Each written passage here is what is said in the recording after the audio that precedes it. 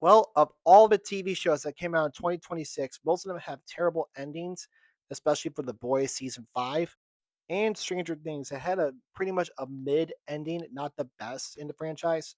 And there is one show where they absolutely completed the story and ended it perfectly, and it's none other than The Bear. I remember watching this show when season 2 came out.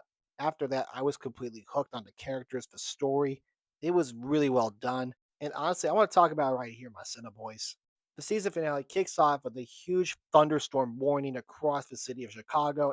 And after dealing with a huge tornado outbreak last week, I got a little bit triggered and had a little bit of a flashback. But it kept me glued onto the TV exactly at the right times, especially when Sydney just kind of accidentally popped up that Carmi will be leaving the bear. And Carmi's like, yeah, listen, guys, I'm sorry, but you guys love this cooking stuff more than I did. You guys found actual joy into this craft, but I can't do this anymore. Needless to say, some of the people are pretty much pissed off about this whole thing that Carmi's leaving, except for Richie, Sydney, and of course Claire Bear. Even Claire was a little bit scared to death when she has to let her mother babysit her daughter because her mom is crazy, and we all know that for a while. And once those reservations tripled, everything is going into shit like complete bear fashion, but they still managed to work their asses off on this one. Even they found out like the Michelin star reviewer is coming into that restaurant that very night. So they had to dial it up to 11. Even Carmi's uncle is like pretty much like scared to death because his restaurant is falling apart.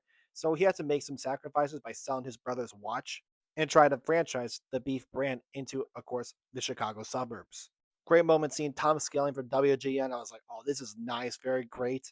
But there's one moment in the show that was really gripping with me. Are they going to get that Michelin star?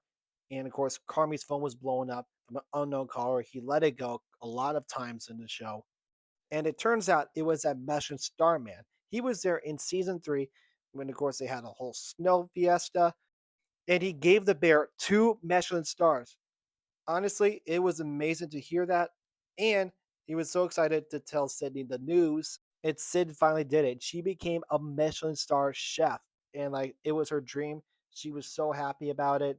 It gave most of the characters a really good sense of closure, like Carmi finding his inner peace, listening to his inner voice, letting things go from the bear, and trying to find a job that makes him happy in the long run. Him becoming an architect, Cindy becoming the head chef of the restaurant, and also laying her spot on the newspapers.